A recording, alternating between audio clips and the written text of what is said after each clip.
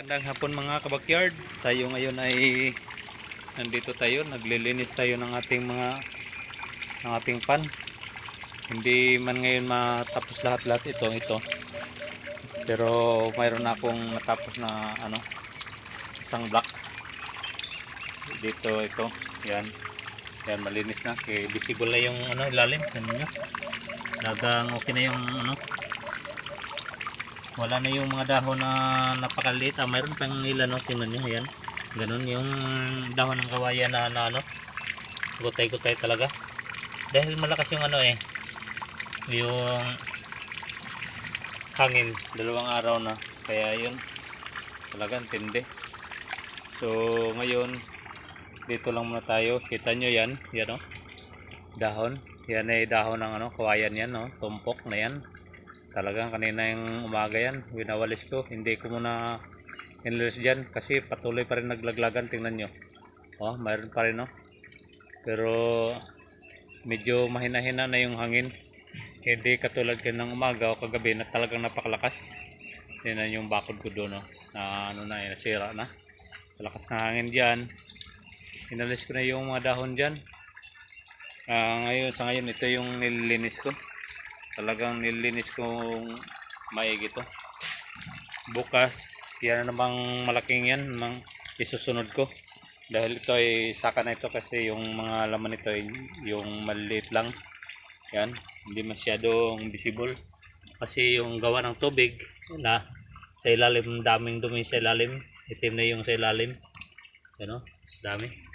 So yan ay bukas lilinisin natin yan para makapag size na naman tayo ng mga breeder dyan, kung gaano na talaga sila kalalaki. So sa ngayon patuloy muna tayong maglilinis dito. Tingnan nyo yung koi ko na dito nakalagay. Ngayon ay nandito pa kasi mababa pa yung tubig, hindi pa masyadong malalim. Kaya nandito pa siya. Tingnan nyo mga backyard, gaano siya kalaki. So yun, kunin natin yung itong isa. Ito. Talagang napakalaki nito, pero iwan ko pabuntis ba to o dahil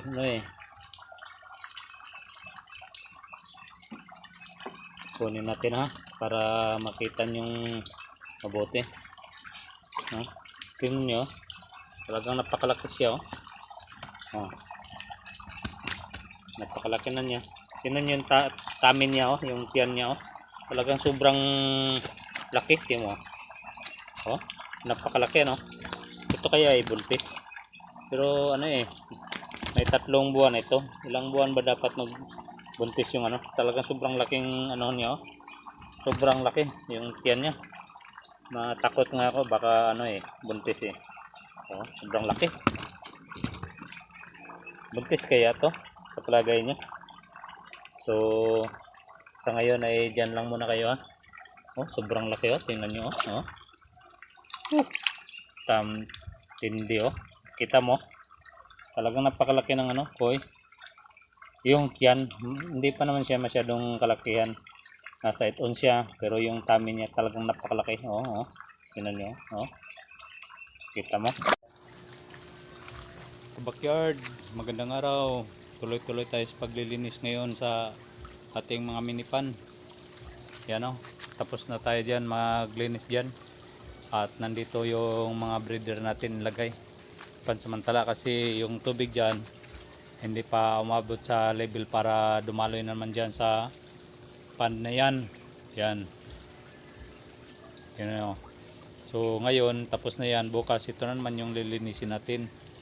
Ito kasi maraming maliit na dahon sa ilalim, yung nagutay-gutay ng mga dahon ng kawayan.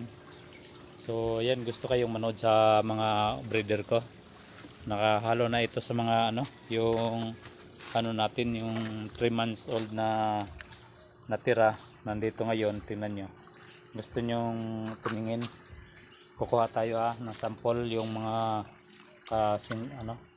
yung malalaki.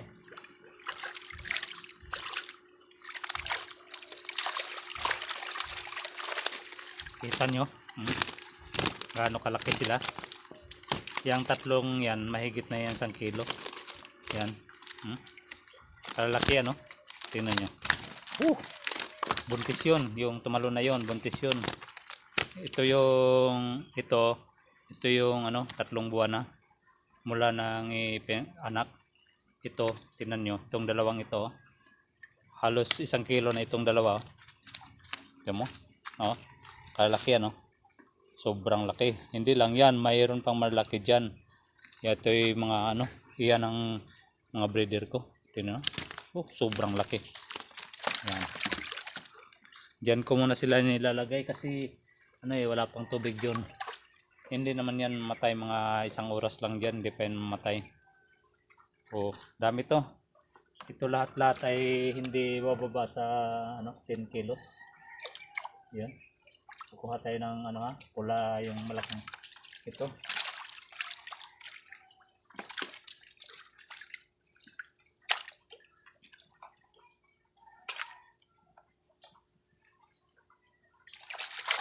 Kalaki. No? Itong isa buntis ito. Ano, napakalaki ng tiyan, no? Ito buntis to. Sobrang laki ng tiyan. Ito lalaki ito, male ito female. Sure ko ako na ito babae kasi ito yung tiyan, no? Napakalaki na. Talagang siguro nasa 2 linggo anak na yan. O mga 1 linggo. Kaya nililinis natin yan, yung pan, para pag putok ng mga anak niya, maganda yung quality ng tubig. So yun ang ginagawa natin mga kabakyard.